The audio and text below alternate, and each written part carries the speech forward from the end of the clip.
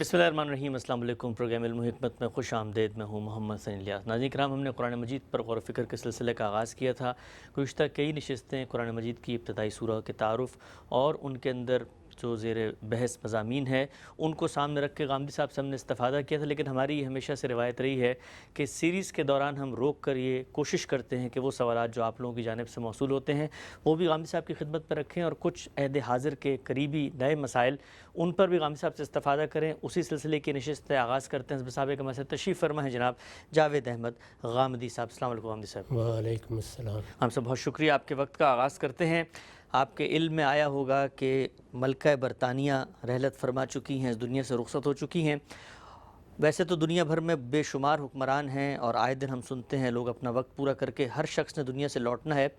لیکن ملکہ برطانیہ ایک پورا کا پورا عہد اپنے اندر سمیٹے ہوئی تھی۔ ہم جب سے پیدا ہوئے، بلکہ میں تو یہ کہوں گا کہ آپ نے جب سے ہوش سنبھالا ہوگا اس وقت سے دیکھ رہے ہوں گے کہ ایک تخت پہ ایک عورت برجمان ہے، اور ایک جس کو آپ کہتے ہیں تدبر، اور ایک جس کو آپ کہتے ہیں ٹھہراؤ، اور پوری کی پوری دنیا کے اندر ایک عزت کے مقام پر وہ فائز تھیں۔ کیسے دیکھتے ہیں آپ پورا کا پورا یہ عہد جو ملکہ برطانیہ کا تھا، اور اس کے سیاسی اثرات کو آپ کیسے زیر بحث لاتے ہیں؟ چونکہ آپ کا ایک پس منظر بھی ہے تاریخ کا اور عمرانیات کا، کیا اثرات مرتب ہوئے، اور یہ جو نظام ہے جس کو وہ لے کر چل رہی تھیں، اس سے نتیجتاً کیا حاصل ہوتا ہے؟ یہ آپ کے علم میں ہے کہ ایک زمانہ رہا ہے اور وہ صدیوں کو محیط ہے جس میں فتوحات کی بنیاد پر حکومتیں قائم ہوتی تھیں۔ اس کو کوئی بری چیز نہیں سمجھا جاتا تھا کہ ایک قوم حملہ آور ہوئی ہے، وہ اچھی قیادت لے آئی ہے۔ اگر کسی ملک میں اس کے نتیجے میں خوشحالی آ گئی ہے، لوگوں کے حالات بہتر ہوئے ہیں، تو بادشاہ سلامت کے لیے زندہ باد کے نعرے لگ جاتے تھے۔ یہ آپ کے علم میں ہے کہ خود مسلمانوں نے دنیا کے بہت سے علاقوں پر حکومت کی۔ اس کا پس منظر کیا تھا، مذہبی لحاظ سے اس کی کیا اہمیت تھی، وہ اس وقت موضوع نہیں ہے۔ تاہم جن قوموں پر انہوں نے حکومت کی ان کے لیے تو وہ فاتحین ہی تھے۔ فاتحین اور مفتوحین کے درمیان جو تعلق پیدا ہوتا تھا وہ تعلق وہی تھا جس کو ہم رعایا اور بادشاہ کا تعلق کہتے ہیں۔ یہ بادشاہ اگر آپ غور کر کے دیکھیں تو انسان کی نفسیات کے ایک تقاضے کو پورا کرتے ہیں۔ اللہ تعالیٰ نے انسان کو اس طرح دنیا میں وجود بخشا ہے کہ وہ ایک ماں باپ کے ہاں جنم لیتا ہے۔ ماں باپ کے ہاں جنم لیتا ہے تو گویا ایک ماں اور ایک باپ، یہ دو رشتے اس کے وجود کی ضمانت بن جاتے ہیں۔ اس کو یہ ساری زندگی محسوس ہوتا رہتا ہے کہ میں کسی کے سایہ شفقت میں ہوں، میں کسی کے آغوش محبت میں ہوں۔ تو ماں کی ممتا ہو یا باپ کی شفقت، محبت، تعلق، ایثار، یہ چیزیں انسان کے باطن پر اثر انداز ہوتی ہیں اور بڑے نازک مرحلوں میں اس کے لیے بڑا سہارا بنتی ہیں۔ یہی چیز قومی سطح پر بادشاہوں کے وجود میں انسان کو مجسم ہوتی ہوئی لگتی تھی۔ چنانچہ ایک بڑا غیر معمولی مکالمہ ہے، اگر آپ اس کو بائبل میں پڑھیں، کہ بنی اسرائیل نے اللہ تعالیٰ نے جو نظم ان کے لیے قائم کیا تھا اس پر اپنے اضطراب کا اظہار کیا۔ یہ سیموئیل نبی کے زمانے میں قرآن نے بھی نقل کیا ہے اور بائبل میں اس کی تفصیلات بھی ہیں۔ اللہ تعالیٰ کا بنایا ہوا نظم وہی تھا کہ تمہارے اندر سے جو اہلیت رکھنے والے لوگ ہیں ان کو ذمہ داریاں دی جائیں۔ آپ نے بائبل میں دیکھا ہوگا کہ سیدنا موسیٰ جب معاملات خود چلا رہے تھے تو ان کے خسر تشریف لائے یترو، اور انہوں نے آ کے ان کو نصیحت کی کہ کیا تم سارا دن ان کے مقدمات سنتے رہو گے؟ تو یہاں کوئی ایسا نظم بننا چاہیے جس میں تمہارے نائبین یہ کام انجام دیں۔ نظم چھوٹا ہو یا بڑا، اس کو تنہا ایک فرد کے لیے سنبھالنا آسان نہیں ہوتا۔ آپ کے علم میں ہوگا کہ خود رسالت مآب صلی اللہ علیہ وسلم نے مدینے میں نقباء مقرر کیے تھے۔ تو اسی طریقے سے قضات مقرر کیے گئے موسیٰ علیہ السلام کی طرف سے، اور یہ خیال کیا گیا کہ اب جب ایک خدا کا پیغمبر موجود ہوتا ہے اور یہ قضات موجود ہیں تو یہاں کسی اور نظم کی ضرورت نہیں ہے۔ اللہ تعالیٰ کو یہی نظم پسند بھی تھا۔ اس میں ایک بڑا خوبصورت مکالمہ ہے کہ جس میں اللہ تعالیٰ یہ کہتے ہیں کہ تم تو میری منتخب قوم ہو اور تمہارا بادشاہ میں خود ہوں. یعنی اس کائنات کا پروردگار ہے، اس کی بادشاہی میں براہ راست تم زندگی بسر کر رہے ہو. اور یہ بات بالکل حقیقت تھی، کیونکہ خدا کا پیغمبر ہر وقت موجود ہوتا تھا. بنی اسرائیل میں تو اللہ تعالیٰ نے یہ اہتمام کیا کہ ایک کے بعد دوسرا پیغمبر آتا چلا جاتا تھا. کفینا من بعد بالرسل، قرآن مجید نے اس کو بیان کیا ہے کہ ایک کے بعد دوسرا، دوسرے کے بعد تیسرا پیغمبر آتا تھا، بلکہ وہ اس کو مسح کر کے منصب پر فائز کرتا اور پھر دنیا سے رخصت ہو جاتا تھا. تو اس میں اللہ تعالیٰ کی بادشاہی قائم ہے، پیغمبر اللہ تعالیٰ کی زمین پر نمائندگی کر رہے ہیں اور قضات کا نظام موجود ہے. اسی طرح سے جو غیر معمولی شخصیات سیدنا موسیٰ کے بعد تھیں، ان کے بارے میں آپ جانتے ہیں کہ وہ دو ہی لوگ تھے، یوشع اور کالب. یہی وہ ہیں کہ جنہوں نے موسیٰ علیہ السلام کا ساتھ دینے کا فیصلہ کیا تھا. تو ان کو بھی ایک طرح سے خلفائے راشدین کی حیثیت ان کے بعد حاصل رہی. چنانچہ بائبل میں آپ ان کی سرگزشت پڑھتے ہیں تو یہ معلوم ہوتا ہے کہ جس طریقے سے ہمارے ہاں خلفائے راشدین نے علی منہاج النبوہ حکومت کی ہے، انہوں نے بھی حکومت کی. تاہم ایک وقت ایسا آیا کہ سموئیل نبی کو خود بنی اسرائیل نے یہ کہا کہ ہمارا کوئی بادشاہ ہونا چاہیے. اچھا. یعنی جس طرح دوسری قوموں کے بادشاہ ہیں اسی طرح ہمارا بھی بادشاہ ہونا چاہیے. اس موقع پر اللہ تعالیٰ نے ان کو توجہ دلائی کہ بادشاہ آئے گا تو وہ تو پھر مظالم کرے گا، وہ تمہارے ہاں سے اپنی مرضی کا لگان لے گا، مرضی کا خراج لے گا. معاملات اس انصاف پر نہیں رہیں گے جو اس وقت تمہیں میسر ہے. وہ تمہاری لڑکیوں کو کنیزیں بنائے گا، اپنے دربار میں زینتوں کا مظاہرہ کرے گا، تمہاری تذلیل بھی کرے گا. تو اب بتاؤ کیا چاہتے ہو؟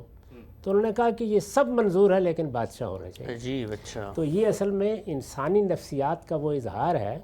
کہ قوم اپنے تفوق کی اور اپنی برتری کی تجسیم دیکھنا چاہتی ہے. یعنی اللہ تعالیٰ نے تو ہمیشہ سے جو نظام تجویز کیا ہے وہ وہی ہے جس کو قرآن مجید نے ایک جملے میں سمو کے بیان کر دیا کہ امرہم شوری بینہم. یعنی تمہارے درمیان یا اللہ تعالیٰ کی طرف سے تقرر ہوگا، اور یا اللہ تعالیٰ کی طرف سے اگر تقرر نہیں ہوگا تو اپنے مشورے سے، اپنی رائے سے تم اپنے حکمران منتخب کر لو گے. تو یہ دونوں ہی چیزیں تھیں، لیکن لوگ راضی نہیں ہوئے تو پھر بادشاہ کا تقرر کر دیا گیا. اللہ تعالیٰ کی طرف سے طالوت کو یہ ذمہ داری دی گئی اور اس موقع پر یہ فرمایا کہ ہم نے اس کو علم میں بھی تم پر برتری دی ہے اور جسم میں بھی برتری دی ہے. ظاہر ہے اس وقت جسمانی طاقت کی بڑی اہمیت تھی، اور اسی طرح کے لوگ تھے جو قوموں کے ہیرو بنتے تھے. خود داؤد علیہ السلام کے بارے میں ہم یہ جانتے ہیں کہ انہوں نے جب جالوت کو شکست دے دی تو اس موقع پر وہ قوم کی آنکھوں کا تارا بن گئے. یعنی جو اس زمانے کا تمدن تھا جس کو آپ قبائلی تمدن کہیں، تو اس میں یہ چیزیں بڑی اہمیت رکھتی تھیں. یہ مکالمہ یہ بتاتا ہے کہ انسانی نفسیات کا کیا پہلو ہے جس کی تسکین اس سے ہوتی ہے. تو بادشاہی کا یہ نظام وہاں بھی قائم رہا، بعد میں سلیمان و داؤد کی بادشاہی قائم ہوئی. خود ہمارے ہاں جب معاویہ رضی اللہ عنہ نے یہ محسوس کیا کہ اتنی بڑی سلطنت میں وہ نظام نہیں قائم رکھا جا سکتا جو خلفائے راشدین کے زمانے میں جزیرہ نمائے عرب تک ہم قائم رکھنے میں کامیاب تھے، تو انہوں نے بھی بادشاہت کی ابتدا کر دی، ملوکیت کی ابتدا کر دی. اگرچہ یہ فرق تھا کہ یہاں ملوکیت اس قانون کی پابند تھی جو اللہ کا پیغمبر دے کر گیا تھا اور جس کو فقہاء و علماء آگے مدون کرتے چلے جا رہے تھے. یعنی یہ ایک فرق تو موجود تھا، لیکن بہرحال ملوکیت یا بادشاہی کی ابتدا کر دی گئی. تو بادشاہت اس لحاظ سے انسانی نفسیات کی ایک خاص نوعیت کی تسکین کرتی ہے. اب ظاہر ہے کہ اس کا ایک نتیجہ بھی نکلتا ہے، وہ یہ ہے کہ جو بادشاہ ہوگا وہ حکم دے گا، اس کی زبان قانون ہوگی. جیسے پرانے زمانے میں کہا جاتا ہے اس کو 7 خون معاف ہوں گے. تو یہ چیز لوگوں کے لیے بڑے اضطراب کا باعث بنتی تھی. بتدریج انسانی شعور نے اس کو جمہوری روایات کا تابع کرنا شروع کیا. چنانچہ وہ چیزیں ہمارے سامنے آ گئیں جن کو اب ہم دور حاضر کی سیاسی اقدار کہتے ہیں. میں نے اس سے پہلے بھی بیان کیا تھا کہ وہ بنیادی طور پر اگر آپ دیکھیں تو 4 ہی چیزیں ہیں، لیکن ایک دن میں وجود میں نہیں آئیں، ان کی عمر بھی ابھی بہت زیادہ نہیں ہے. یہ پچھلی صدی میں نمایاں ہو کر، متعین ہو کر، لوگوں کے لیے اقدار کی جگہ پر آ کر قائم ہو گئی ہیں۔ ٹھیک، یعنی قانون کی حکمرانی ہو، بنیادی حقوق کا تحفظ کیا جائے، انسان کو اگر وہ کوئی قومی حیثیت رکھتا ہے تو یہ موقع ملے کہ وہ اپنی حکومت الگ سے قائم کر سکے، جس کو قوموں کے حق کے خود ارادی کی صورت میں تسلیم کیا گیا، اور جمہوریت کے طریقے پر دنیا کا نظم چلایا جائے۔ اب ظاہر ہے کہ جو بادشاہتیں پہلے قائم تھیں ان کو اس نظم میں تبدیل ہونا تھا، ان اقدار کا پابند ہونا تھا۔ تو یہ جو ملکہ برطانیہ کا آپ نے ذکر کیا، یہ اس لحاظ سے بڑی غیر معمولی شخصیت تھیں کہ یہ تبدیلی ان کے زمانے میں آئی ہے۔ اچھا، یعنی آنی تو بہت پہلے سے شروع ہو گئی تھی، ظاہرہ تاریخ تو 1215 کے میگنا کارٹا سے شروع ہو جاتی ہے، لیکن اس کے بعد ظاہر ہے کہ فوراً بادشاہی ختم نہیں ہو گئی تھی، یا بادشاہی کے اختیارات بالکل آئینی یا دستوری نہیں ہو گئے تھے۔ ایک لمبا عرصہ اس میں گزرا ہے، اور اس میں پے در پے تبدیلیاں آئی ہیں، اور وہ تبدیلیاں بھی بہت سے مراحل سے گزری ہیں۔ لیکن جن چیزوں کو آج ہم بڑی اہمیت دیتے ہیں کہ اس طرح کے وزرائے اعظم ہونی چاہیے، اس طرح کی جمہوری روایات ہونی چاہیے، اس طرح بنیادی حقوق کی حفاظت ہونی چاہیے، عدلیہ کو اس طریقے سے کام کرنا چاہیے، اس کا ظہور آخری درجے میں اس دور میں دیکھا گیا ہے۔ اور یہی وہ زمانہ ہے کہ جس میں ظاہر ہے اس سے تھوڑا عرصہ پہلے دونوں جنگیں ہوئی ہیں، اور ان دونوں جنگوں نے اس فتوحات کے دور کو بھی ختم کیا ہے، اور دنیا میں ایک دوسری نوعیت کا نظم بنا ہے، جس کو ہم اقوام متحدہ کی صورت میں دیکھتے ہیں۔ عالمی قانون میں، بین الاقوامی روابط میں بہت سی تبدیلیاں آئی ہیں۔ خود اس سے بہت پہلے آپ یہ جانتے ہیں کہ جمہوری روایات ہی کی بنیاد پر امریکہ کا دستور بن چکا تھا، اور وہاں پر ایک بالکل دوسرا نظام اختیار کر لیا گیا تھا۔ خود امریکی قوم نے بھی، جو ظاہر ہے کہ یہی قوم تھی، ملکہ عالیہ یا بادشاہ سلامت کو قبول کرنے سے انکار کر دیا تھا۔ آپ جانتے ہیں کہ کینیڈا اور آسٹریلیا میں وہ روایت اسی طریقے سے قائم رہی، اور دنیا کے بہت سے چھوٹے چھوٹے ملک ہیں جن میں اب بھی اسی طریقے سے قائم ہے۔ تو اس لحاظ سے جمہوریت کا جو سفر ہے اس کی گویا آخری علامت کی حیثیت وہ رکھتی تھیں کہ بادشاہت تدریج کے ساتھ کس طرح ایک جمہوری نظم میں تبدیل ہوئی ہے۔ اسی وجہ سے عام زبان میں لوگ کہہ دیتے ہیں کہ برطانیہ ہی در حقیقت جمہوریت کی ماں ہے، یعنی گویا بادشاہت کے آغوش میں جمہوریت نے جنم لیا ہے، اور پھر پروان چڑھی ہے، پھر اس کی روایات قائم ہوئی ہے، پھر ان روایات نے اقدار کی صورت اختیار کی ہے، پھر دنیا بھر میں اس کو سامنے رکھ کر لوگوں نے نظم بنانے کی صحیح کی ہے، اور زیادہ تر ملکوں میں اگر آپ دیکھیں تو اسی طریقے کو اختیار کیا گیا ہے۔ خود ہمارے ہاں بھی جو پارلیمانی نظام ہے وہ برطانوی روایات ہی کی بنیاد پر قائم ہوا ہے، یعنی ہمارا دستور، اسی طریقے سے بھارت کا دستور، دونوں کا اگر آپ مطالعہ کریں تو اس میں یہی کوشش کی گئی ہے کہ ایک مملکت کا سربراہ ہونا چاہیے جس کو لوگ ایک باپ کی حیثیت سے دیکھیں، جو پوری ریاست کی نمائندگی کرے، اور ریاست گویا اس کے وجود میں لوگوں کو نظر آئے، وہ ان چیزوں کا پابند نہ ہو جو جمہوری روایات کے تحت حکومتوں کے بدلنے کی صورت میں پیش آتی ہیں، جس میں کوئی ایک اپوزیشن لیڈر بن جاتا ہے، کوئی ایک وزیر اعظم بن جاتا ہے، پھر ایک چپکلش ہوتی ہے، وہ ان سے بالا تر ہو کر ریاست کی نمائندگی کرے۔ تو ہم نے اس کے لیے صدر کا عہدہ تخلیق کیا ہے، جو میرے نزدیک ایک بالکل ہی انسانی فطرت سے ابا کر کے اختیار کیا گیا ہے۔ اچھا، اس کی وجہ یہ ہے کہ بادشاہت جس طرح کا تسلسل دیتی ہے، اور جس طریقے سے ایک ایسی شخصیت کو لے آتی ہے سامنے کہ جو اس طرح کی کشمکش سے بلند ہو، وہ ہمارے ہاں 5 سال کے لیے منتخب ہونے والا صدر نہیں لا سکتا، نہ وہ حیثیت اس کی بنتی ہے، نہ وہ اس طرح سے سیاست سے بالا تر ہو سکتا ہے۔ سیاسی جماعتیں ظاہر ہے اس کا انتخاب کرتی ہیں، اور عام طور پر ادھر حکومت تبدیل ہوتی ہے، ادھر وہ بھی تبدیل ہو جاتا ہے۔ آدمی 2 دن کے اندر اپنے پورے وجود کی شناخت ختم نہیں کرتا، یہ تو ایک عمر بھر کا معاملہ ہوتا ہے کہ جس میں ایک شخصیت لوگوں کے لیے باپ یا ماں کی حیثیت اختیار کر لے۔ تو ملکہ برطانیہ نے یہ حیثیت اختیار کر لی تھی، اور 70 سال کا عرصہ معمولی عرصہ نہیں ہوتا، اس میں وہ حکومت کرتی رہیں۔ اور آپ نے یہ دیکھا ہے کہ جو تبدیلی وہاں آئی تھی اور صدیوں میں آئی تھی، وہ تبدیلی جب بالکل آخری مرحلے پر پہنچی ہے، اور وہ زمانہ ان کو 50 60 70 سال کا ملا ہے جس میں وہ ان روایات کو آگے بڑھاتی ہیں، تو وہ گویا جو کچھ وہاں ہوا تھا اس کی ایک ایسی تصویر بن گئی تھی کہ اگر کوئی آئینی اور دستوری حکومت کو دیکھنا ہو تو کہا جا سکتا تھا کہ بادشاہت اور جمہوریت کا امتزاج پیدا کر کے برطانیہ جو نمونہ پیش کیا ہے اس نمونے کو اگر آپ مجسم دیکھنا چاہتے ہیں تو ان کو دیکھ سکتے ہیں. تو یہ گویا ایک پوری تاریخ جو فتوحات کے دور سے پھر جمہوریت دور میں بدلی ہے اس تاریخ کا ایک علامتی اظہار تھی ان کی شخصیت. اور برطانیہ میں جو بھی یہ بادشاہ آئے گا اس کے لیے کوئی آسان نہیں ہوگا کہ ان روایات کو قائم رکھے. یعنی انہوں نے اپنے وقار کو بھی قائم رکھا، مختلف موقعوں پر بڑا غیر معمولی کردار بھی ادا کیا، اور جو نظم پیدا ہو گیا تھا جس میں اب عدالتیں فیصلہ کر رہی ہیں، جس میں قانون کی بالادستی قائم ہے، جس میں جمہوری اقدار کی بنیاد پہ اوپر وزرائے اعظم منتخب ہوتے ہیں، آتے ہیں، چلے جاتے ہیں، اس میں انہوں نے کوئی مداخلت نہیں کی اور اس نظام کو پروان چڑھانے میں اپنا کردار ادا کیا. اور یہی وجہ ہے کہ اس سب کے باوجود کہ بادشاہت کے معاملے میں لوگوں کے ہاں بہت ابا پیدا ہوئی اور خود امریکہ اس سے بغاوت کر چکا تھا، لیکن ان کی بادشاہت کو کوئی خطرہ لاحق نہیں ہوا اور لوگ ان سے محبت کرتے رہے. اس سے خود یہ سبق ملتا ہے کہ ریاست کا نظم جب بھی قائم کیا جائے گا تو جس کو ہمارے ہاں ہماری دینی تعبیر میں رسالت مآب صلی اللہ علیہ وسلم نے الجماع اور السلطان کہا ہے، یعنی ایک علاقے میں جب آپ کا نظم قائم ہوتا ہے تو یہ ریاست ہے جس کو آپ دور جدید میں کہتے ہیں. ریاست کے موجودہ تصورات ظاہر ہے اس کو ایک اعتباری شخصیت بنا دیتے ہیں، لیکن اپنی روح کے لحاظ سے وہ ایک جماعت یا ایک قوم کے اجتماعی وجود کا اظہار ہے. گویا اس نے اپنے اندر ایک نظم پیدا کر لیا ہے، تو ہمارے یہاں اس کو الجماع یا سلطان کہا گیا. تو اس طریقے سے ریاست کی نمائندگی کرنے والی شخصیت کیسی ہونی چاہیے، اس کے لیے کیا نظم بننا چاہیے، یہ واقعہ ہے کہ انسانی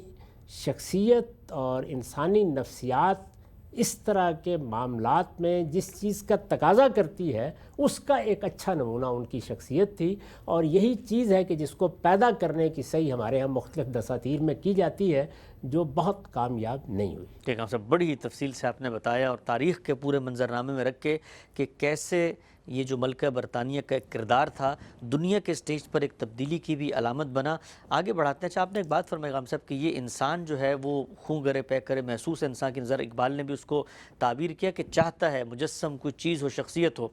ملکہ برطانیہ صرف برطانیہ ہی کی سربراہ نہیں بلکہ کل ملا کر 16 ممالک تھے جن کی وہ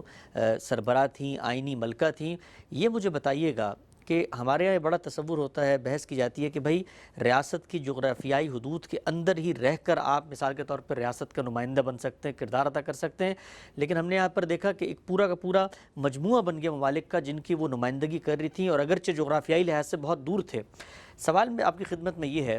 کہ ہم جو مسلمان ہیں، ہمارے 50 سے زائد ممالک ہیں، ہر جگہ پہ ٹرموائل نظر آتا ہے، سیاسی عدم استحکام نظر آتا ہے، حکومتیں بھی ہیں، دساتیر بھی ہیں، جمہوریتیں بھی ہیں، کہیں کہیں تو بادشاہتیں بھی ہیں،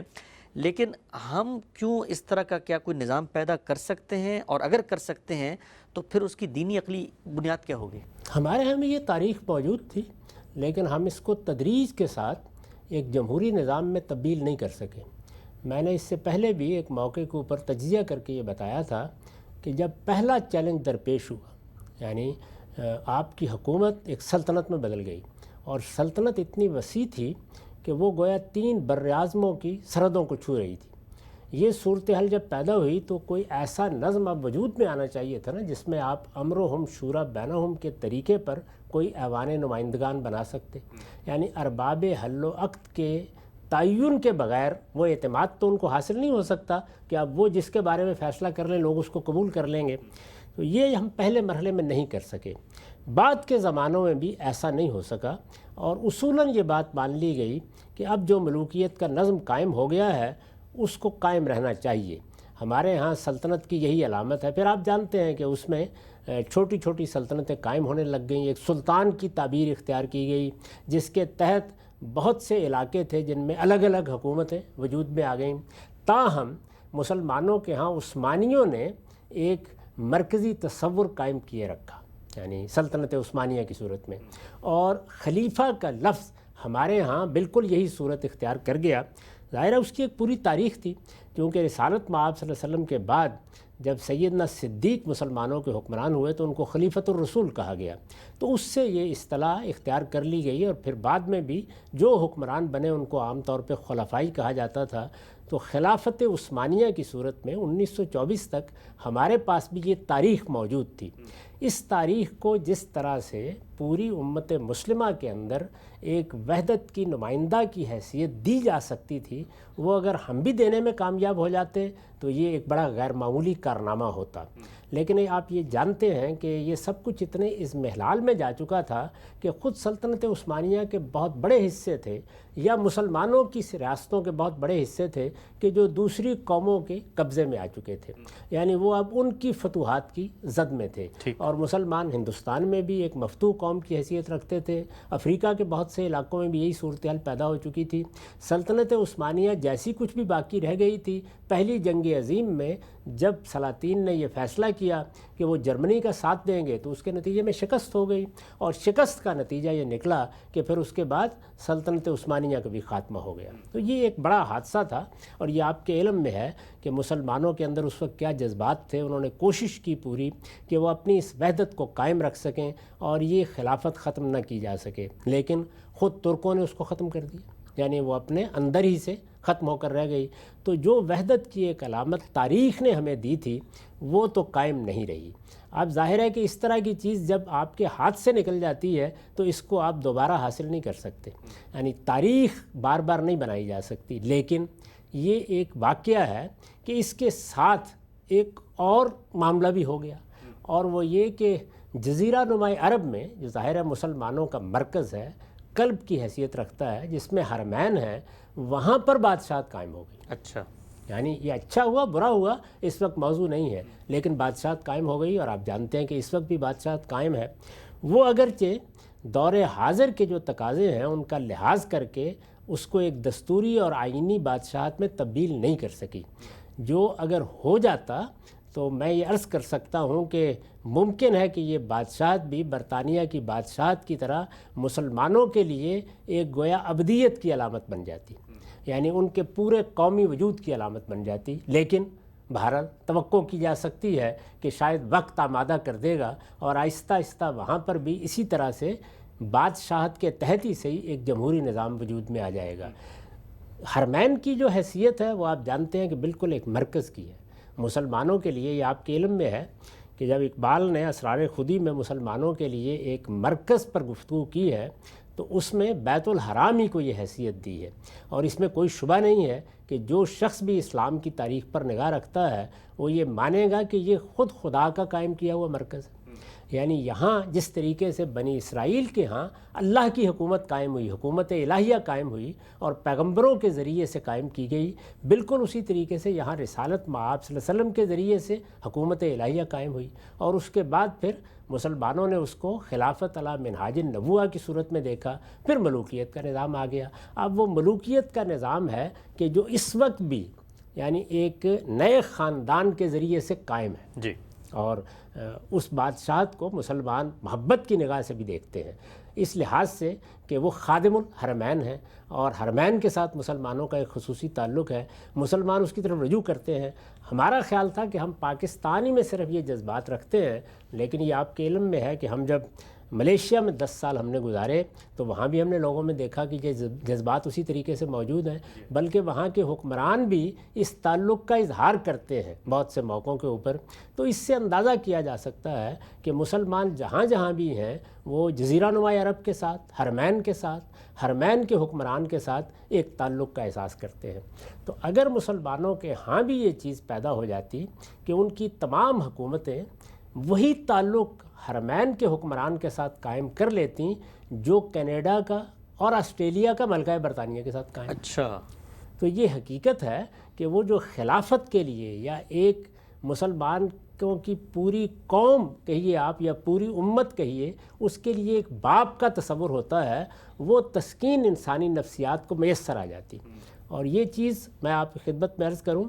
کہ ایک تو ہے کہ ان سب چیزوں سے بالکل بالاتر ہو کر کوئی ایسا نظم قائم ہو جائے کہ جس میں لوگ نہ کسی بادشاہ کو دیکھیں، نہ کسی حکمران کو دیکھیں، نہ جاہ و جلال کو دیکھیں، وہ سیدنا صدیق اور عمر کی بادشاہی ہو، وہ تو دنیا کے اندر کوئی ایسی چیز نہیں ہے کہ روز آپ اس کو دیکھ سکیں۔ لیکن یہ آپ کے علم میں ہے کہ اب بھی مسلمان سمجھتے ہیں کہ ان کی ایک خلافت ہونی چاہیے، ان کی تمام حکومتیں ایک حکومت میں بدل جانی چاہیے۔ ظاہر ہے کہ یہ چیز اس سے پہلے بھی فتوحات کے نتیجے میں ہوئی تھی، آج بھی اس کے بغیر نہیں ہو سکتی۔ لیکن اگر آپ دستوری حکومت کے تعلق کو قبول کر لیں تو یہ چیز آپ چند گھنٹوں میں حاصل کر سکتے ہیں، سبحان اللہ۔ اور اس کے نتیجے میں یہ تسکین بھی ہو سکتی ہے۔ یعنی کیا کرنا ہے مختلف ملکوں کے اندر، آپ کی جمہوریتیں ہیں، آپ اپنا نظم چلائیں، اپنے طریقے پہ کام کریں، وہی تعلق پیدا کر لیں جو تعلق میں نے عرض کیا کہ اس وقت بھی آپ آسٹریلیا اور کینیڈا جیسے بڑے ملکوں کا جزیرہ نمائے برطانیہ کے ساتھ دیکھتے ہیں، ان کے ساتھ اس تعلق کی بنیاد نسل کا،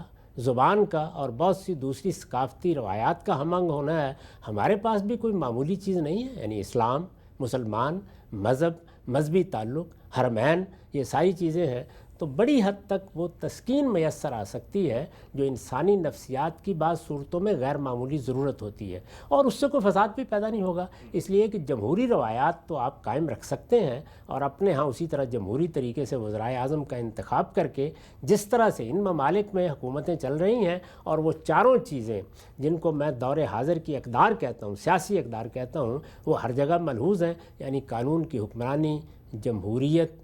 لوگوں کے بنیادی حقوق کی حفاظت اور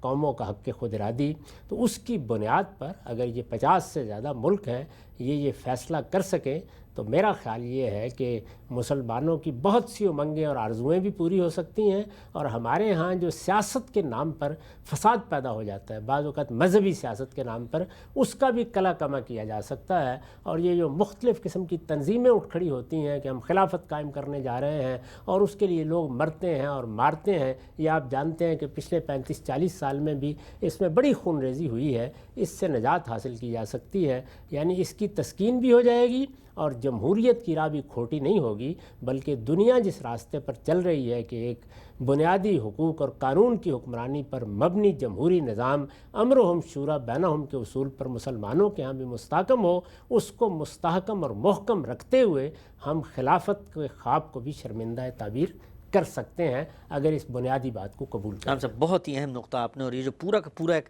نیا جس کو آپ کہتے ہیں سیاسی بیانیہ لوگوں کے سامنے رکھا، نہ جانے کس زمانے میں کون لوگ اٹھیں اور اس کو ایک دقت نظر کے ساتھ اور غور کے ساتھ سنیں، اس کے نتائج کو بھی سمجھیں۔ اچھا، چند چیزیں جب آپ نے فرمایا کہ جب مسلمان مثال کے طور پہ اگر 50 سے زائد ممالک میں ہیں، ایک ان کا آئینی جس کو کہتے ہیں سربراہ وہ خادم حرمین شریفین ہے، تو میرے ذہن میں یہ آ رہا تھا کہ ہم یہ دیکھتے ہیں جو غریب ممالک ہیں، مثلا چیچنیا ہے، کوسوو ہے، یہ بوسنیا کے اندر ہوا، برما کے اندر ہوا، وہ تو چیخیں مارتے مارتے رہ جاتے ہیں بھئی ہمارے ساتھ ظلم ہو رہا ہے، لیکن اگر ہم سب کا ایک مشترک جس کو آپ کہتے ہیں علامتی باپ ہو تو پھر تو ہمیں کچھ کہنے کی ضرورت نہیں ہے، پھر وہ کھڑا ہوگا حرمین میں کھڑے ہو کے اعلان کرے گا کہ یہ میرے اولاد ہے، یہ میرے بچے ہیں، یہ میرے ممالک ہیں، کوئی میلی آنکھ اٹھا کے ان کی طرف نہ دیکھے، اور میرے پیچھے 50 ملک کھڑے ہوئے ہیں۔ اس میں کیا شبہ ہے؟ یعنی آپ جانتے ہیں کہ وحدت، اتحاد، وہ اپنی ذات میں بہت بڑی طاقت ہوتی ہے، لیکن دور حاضر میں اگر ہم یہ خواب دیکھیں کہ اس طرح سے فتوحات ہوں گی اور اس طریقے کی خلافت قائم ہو جائے گی تو اس کا کوئی امکان نہیں ہے۔ چنانچہ اس زمانے میں جو اقدار پیدا ہوئی ہیں، جو سیاسی نظم قائم ہوا ہے، اس کی تطہیر اور اس کا تزکیہ کر کے اس کو پاکیزہ بنا کے ہم اپنے لیے اس طرح کا ایک نظام بنا سکتے ہیں۔ اگر مسلمان اس پر غور کرنے کے لیے تیار ہو جائیں تو ان کی آواز بھی مؤثر ہوگی، ان کو ایک طاقت کے طور پر تسلیم بھی کیا جائے گا، اور جو سفر وہ اس وقت طے کر رہے ہیں، ظاہر ہے کہ ان کی حیثیت وہ نہیں ہے کہ وہ آج دنیا میں اپنے آپ کو منوا سکیں۔ ایک سفر ہے جس میں علم اور اخلاق کے لحاظ سے جب تک غیر معمولی برتری نہ ہو آپ دنیا میں اپنی حیثیت نہیں منوا سکتے۔ وہ سفر بھی تیز ہو سکتا ہے، اور مسلمانوں کے اندر محض سے ایک اقدام سے وہ قوت بھی آ سکتی ہے کہ وہ آگے بڑھیں، اور ان کی نمائندگی اگر عالمی سطح پر اس طریقے سے ہوگی تو ہو سکتا ہے کہ بہت سے مسائل کو ہم آسانی سے حل بھی کر سکیں۔ ٹھیک، اچھا ہم سے بتائیے گا، ہمارے ہاں مسلمان ممالک کا ایک اتحاد، ایک آرگنائزیشن بنی ہوئی ہے OIC کے نام سے، لیکن ہم دیکھتے ہیں کہ بالکل ایک بوڑھے ہاتھی کی طرح وہ بیہیو کرتی ہے، اس کے اندر کسی ملک کی بھی کوئی دلچسپی نہیں ہوتی، تعاون و کرہن سب نے سائن کیا ہوا ہے۔ وہ جو آپ بات فرما رہے تھے کہ ایک علامت ہوتی ہے، ایک مرکز ہوتا ہے ارتکاز کا، ایک شخصیت ہوتی ہے جو پھر معاملات کو آگے لے کے بڑھتی ہے. یہ معاملہ آپ نے سلطنت کی سطح پہ تو بتایا، یہ دنیا بھر میں جو باقی نظم بنے ہوئے ہوتے ہیں، مثلا خاندان کے اندر ہم نے دیکھا کہ ایک آدھ کو بڑا بوڑھا ہوتا ہے اور بڑے بڑے جھگڑے، یہاں تک کہ خونی معاملات کو بھی بس 2 منٹ میں وہ بیٹھ کے اپنے حکمت اور اپنی تدبیر بالغہ سے حل کر دیتا ہے. اسی طرح ادارے ہوتے ہیں، ہر جگہ ادارے بنے ہوئے، نظم بنے ہوئے. تو کیا آپ اس کو ہر جگہ پہ ایک ناگزیر تقاضا سمجھتے ہیں کہ کہیں پر ایک شخصیت ہو، اس کی ایک پوری تہذیبی روایت ہو، پھر ویلیوز ہوں جو پھر آگے منتقل ہوں، اور وہ جب دنیا سے رخصت ہو جائے تو نظام معطل نہ ہو بلکہ نظام کا تسلسل ہمیں کہیں نہ کہیں نظر آ رہا ہو؟ یہ انسان کی نفسیات کا ناگزیر تقاضا ہے. یعنی اس کی صورتیں تبدیل ہو سکتی ہیں اور نئی نئی صورتیں اختیار کی جا سکتی ہیں، ایجاد بھی کی جا سکتی ہیں، لیکن یہ آپ کو کرنا ہی پڑتا ہے. یہ دیکھیے نا، آپ خود غور کریں اس بات کے اوپر کہ ہم نے دستور بنایا ہے، دور حاضر میں بنایا ہے، ایک جمہوری دستور بنایا ہے، بھارت میں بھی ایک دستور بنایا گیا ہے. اس میں آخر اس کی کیوں ضرورت پڑ گئی کہ ریاست کی نمائندگی کے لیے ایک صدر مملکت ہونا چاہیے؟ کیوں ضرورت پڑ گئی اس کی؟ تو یہ انسانی نفسیات ہے کہ وہ اپنے اجتماعی وجود کی اسی طریقے سے نمائندگی چاہتی ہے. وزرائے اعظم آتے رہتے ہیں، بدلتے رہتے ہیں، ان میں سیاسی اختلافات بھی ہوتے رہتے ہیں، لیکن کسی ایک شخصیت کو ریاست کی نمائندگی کرنی چاہیے. تو اگر مسلمانوں کا کوئی قومی وجود ہے اور وہ ایک امت کی حیثیت رکھتے ہیں تو ظاہر ہے کہ ان کے اندر یہ طلب تو موجود ہے کہ ان کی بھی کسی ایک شخص کو نمائندگی کرنی چاہیے، لیکن اس میں دونوں طرف اقدام کی ضرورت ہے. یعنی خود حرمین کی بادشاہت اپنے آپ کو ایک دستوری بادشاہت میں تبدیل کرے تاکہ اس کے لیے بھی دوام ہو. موجودہ صورتحال کو تو آپ طاقت کے بل پر قائم رکھ سکتے ہیں، لیکن دستوری بادشاہت پھر لوگوں کی محبت کے بل پر قائم رہتی ہے. تو ایک پہلو وہ ہے، اور دوسری طرف یہ ہے کہ ہم ایثار کریں اور اپنے دساتیر میں تبدیلی کر کے اس طرف بڑھیں. باقی رہ گئی اس طرح کی تنظیمیں جو بنائی گئی ہیں، معتمر بھی بنی ہے، رابطہ بھی بنی ہے، تو وہ کردار ادا نہیں کر سکتی. سیاسی قوت کے ساتھ ہی بعض کردار ہیں جو ادا کیے جا سکتے ہیں. تو انسانی نفسیات کو اصل میں ہر سطح پر اس کی ضرورت ہوتی ہے. شیوخ قبیلہ یہی خدمت انجام دیتے رہے ہیں. یہ دیکھیے آپ کے مسیحیت نے تو اس کو مذہبی لحاظ سے بھی ایک مرکز پر قائم کر رکھا ہوا ہے. پاپائیت کا نظام ان کے ہاں اسی اصول پر قائم ہے. ہمارے ہاں چونکہ اس طرح کا کوئی نظم موجود نہیں ہے تو اس وجہ سے ہمارے ہاں تو ایسی کوئی روایت قائم نہیں ہو سکی. لیکن ہمارے ہاں ظاہر ہے کہ صرف مسلمان سارے کے سارے ایک ہی گروہ نہیں ہیں، ان کے اندر بھی بہت سے گروہ ہیں. تو اہل تشیع کے ہاں اس تصور کی ایک دوسری صورت موجود ہے اور انہوں نے بھی بڑی حد تک ایران میں اس کو قائم رکھا ہے. ان کے ہاں آیت اللہ یا اسی طرح کے اور بعض لوگ جن کو مجتہد اعظم کہتے ہیں، وہ انہی اختیارات کے ساتھ ایک نظم قائم رکھتے ہیں. تو یہ ضرورت ہر جگہ ہوتی ہے. مذہبی لحاظ سے تو اس طرح کا کوئی نظم اسلام پسند نہیں کرتا کہ قائم کیا جائے، لیکن سیاسی اعتبار سے یہ ضرورت ہے، رہتی ہے، اور یہ بڑی حد تک بعض چیزوں کا مداوع بھی کرتی ہے. اس میں کچھ خوبیاں ہیں جو نمایاں ہو جاتی ہیں،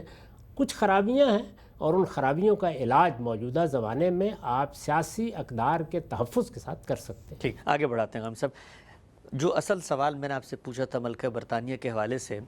چند ایسے واقعات دور حاضر میں ان کے دور اقتدار میں سامنے آئے جو بظاہر ناقابل فہم لگتے تھے. ہمارے ہاں عام طور پہ تصور ہے کہ کسی اتھارٹی والے شخص سے اگر آپ کوئی مطالبہ کرتے ہیں تو وہ ہمیشہ جواب اپنی اتھارٹی کے لحاظ سے دیتا ہے کہ بھائی تمہیں کیا حق ہے. اور بالخصوص اگر آپ ملک کے اندر رہتے ہوئے یہ معاملہ کرتے ہیں کہ جی ہمیں آپ علیحدہ کر دیں تو کہا جاتا ہے کہ جی تم تو غدار ہو اور تم تو ملک کے دشمن ہو اور دشمنوں کے ساتھ مل گئے ہو. ہم نے دیکھا کہ ملکہ ہی کے اقتدار کے دوران 2 بڑے علاقوں نے، اسکاٹ لینڈ نے اور غالباً آسٹریلیا نے، وہاں پر یہ تحریک اٹھی کہ کیوں نہ ہم اس پورے کے پورے پروسیس سے الگ ہو جائیں اور ملکہ کو اپنا حکمران نہ مانیں. تو آگے بڑھ کے بجائے یہ کہ برطانیہ اپنی فوجیں لے کے وہاں چڑھ دوڑتا یا ملکہ اس چیز سے انکار کر دیں، اڑ جاتی، انہوں نے وہاں پر آزادی سے ریفرنڈم کرایا اور ریفرنڈم کا نتیجہ اس زمانے میں بھی ان کے حق میں نکل آیا. تو سوال آپ کی خدمت میں یہ ہے کہ یہ جو ایک رویہ سامنے آتا ہے ایک حکمران کا، اس میں کیا پیغام ہے ہمارے لیے؟ یہی وہ چیز ہے جس کی طرف میں نے توجہ دلائی ہے کہ ایک دستوری بادشاہت کیا ہوتی ہے اور ایک دستوری بادشاہت میں بادشاہ کا رویہ کیا ہونا چاہیے، اور جو سیاسی اقدار دور حاضر میں پیدا ہوئے ہیں ان میں اور اس بادشاہت میں ہم آہنگی کیسے پیدا کرنا چاہیے، وہ اسی کا بہترین نمونہ تھی.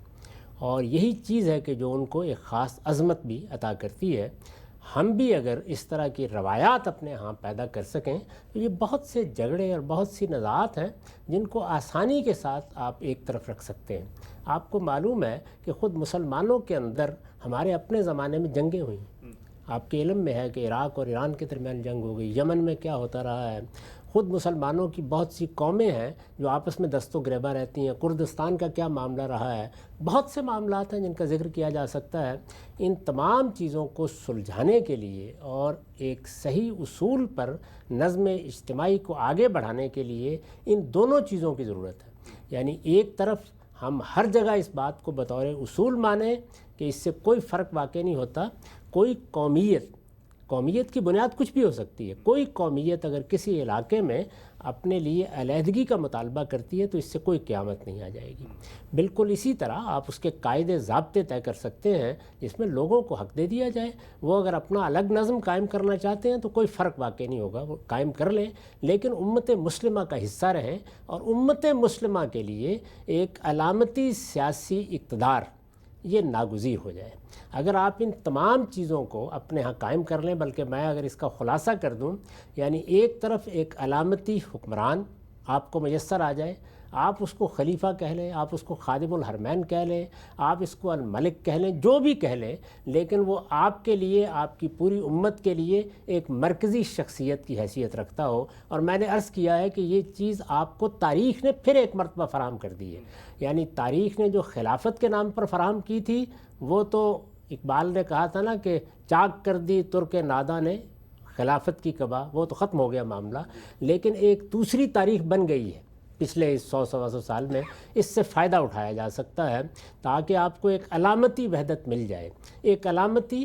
شخصیت مل جائے، ایک علامتی اقتدار مل جائے، اور وہ جو خلافت کے لیے یا مسلمانوں کی اجتماعی حکمرانی کے لیے یا ایک پرانے زمانے کی اصطلاح ہے پین اسلامزم، یعنی وہ جو تصورات ہمارے ہاں اندر موجود ہیں ان کو آپ کسی وحدت میں ڈال سکیں، یہ ہر جگہ ضرورت ہوتی ہے۔ یہ قوموں کی ضرورت ان کی کسی بھی قومیت کی بنیاد پر ہو سکتی ہے، ہمارے ہاں یہ ایک مذہبی روایت رہی ہے، اور ہم آج بھی حرمین کے تعلق سے اپنے مذہبی احساس کو اس کے ساتھ متعلق کر کے مذہب کی اپنی قوت سے فائدہ اٹھاتے ہوئے اپنے لیے ایک وحدت کا اہتمام کر سکتے ہیں۔ لیکن دوسری جانب یہ ضروری ہے کہ ہم ان سیاسی اقدار کو بھی، جو اللہ تعالیٰ کے دین میں بھی ملحوظ ہیں اور دنیا نے بھی اب ان کو اختیار کر لیا ہے، ہمارے ہاں تو لوگ ان کو اس طرح پیش کرتے ہیں کہ یہ اقدار دور حاضر میں مغرب نے پیدا کی ہیں۔ میں اس کو بالکل اس کے الٹ سمجھتا ہوں، یہ وہ اقدار ہیں جو اللہ تعالیٰ نے سکھائی تھیں،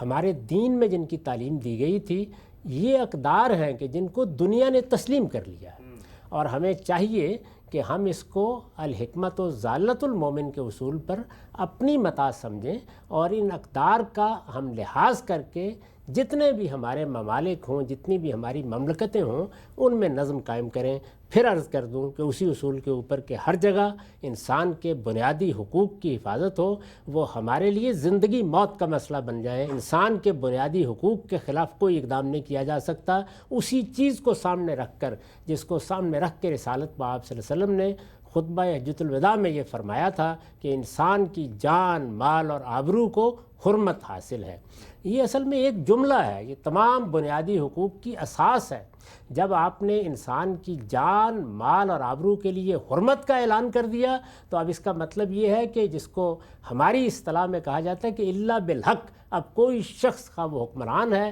یا کوئی عام آدمی ہے، کسی کی طرف اقدام نہیں کر سکتا۔ تو یہ بہت بڑی چیز ہے، اس کو ہم اپنے اصول کے طور پر مانیں۔ قوموں کے حق خود ارادی کو ان کو داخلی طور پر جو آپ حیثیت دینا چاہتے ہیں، کوئی حرج کی بات نہیں، اگر مل جائے تو اس سے ملکوں کو کچھ نہیں ہوگا، اس سے بلکہ اور زیادہ استحکام ہوگا، اور لوگ اگر چاہیں گے اور آپ اس کے قاعدے بنا دیں گے الگ ہونا تو الگ ہو جائیں گے، اور اگر وہ دوبارہ وحدت میں آنا چاہیں گے تو دوبارہ وحدت میں آ جائیں گے۔ اس طریقے سے خود اس وحدت کو قوت حاصل ہوگی۔ جمہوری اقدار کو ہم اصول کے طور پر مانیں، ہمارے ہاں امرہم شورا بینہم کا اصول دیا گیا تھا، دور حاضر میں اس کو ایک باقاعدہ قدر کے طور پر مان لیا گیا ہے۔ ہم بھی یہ کوشش کریں کہ ہمارے ہاں اسی اصول پر، یعنی خالص جمہوری اصول کے اوپر حکومتیں بنیں، لوگوں کی رائے سے وجود میں آئیں، لوگوں کی رائے کی بنیاد پر قائم رہیں، اور اسی بنیاد پر تمام فیصلے کریں۔ اور جمہوری اقدار جس طرح کے دنیا کے اندر اب قائم ہیں، ہمارے ہاں بھی وہ نیچے سے اوپر تک اسی روح کے ساتھ قائم ہوں، اور اس طرح وہ سیاسی استحکام حاصل ہو جائے جو بدقسمتی سے ہمارے ہاں بندوق اور ہمارے ہاں بہت سے اس طرح کے تالے آزما وہ استحکام پیدا نہیں ہونے دیتے۔ اس کو پیدا کرنے کی صحیح کی جائے اور قانون کی حکمرانی ہر جگہ ہو۔ قانون کی حکمرانی کا مطلب یہ ہے کہ عدالتیں آزاد ہوں، لوگوں کو پورا حق ہو کہ وہ حکومتوں پر تنقید کر سکیں، کوئی اقدام بھی کیا جائے تو وہ قانون کے مطابق کیا جائے، قانون کے لحاظ سے کیا جائے اور قانون کے سامنے سر جھکا دینے کے لیے ہر شخص تیار ہو۔ ٹھیک ہے صاحب، بہت ہی اہم گفتگو ہے آپ نے کی۔ آخری سوال آپ کی خدمت میں یہ میں ذاتی طور پہ جاننا چاہتا ہوں، ہم سب آپ نے سیاسی منظرنامہ بتایا، دنیا کی بدلتے ہوئے صورتحال میں کس طرح ملکہ جو تھیں وہ ایک نئے عہد کا آغاز تھیں۔ ہم نے یہ دیکھا خود بطور انسان کے کہ وہ تھیں تو مغربی تہذیب کے اندر پڑی، وہیں پر بڑی ہوئیں، اسی کی وہ نمائندہ تھیں، لیکن ایک بہت ہی ساتر اور بڑی محتشم ان کی جامہ زیبی تھی، اور جو روایات تھی تاریخ کی اس کو انہوں نے آگے منتقل کیا۔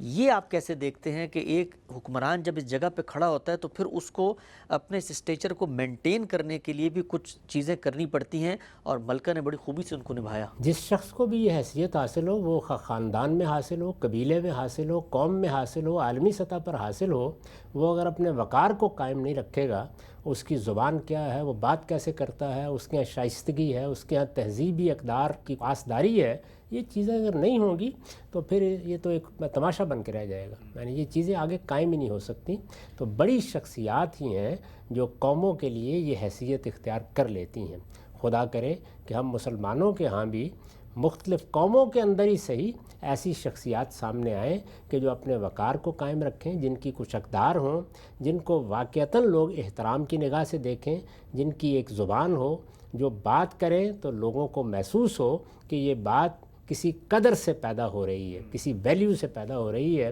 اور اس کے پیچھے وہ اخلاقی قوت ہو جو حقیقی قوت ہوتی ہے۔ بندوق کی طاقت تو اصل میں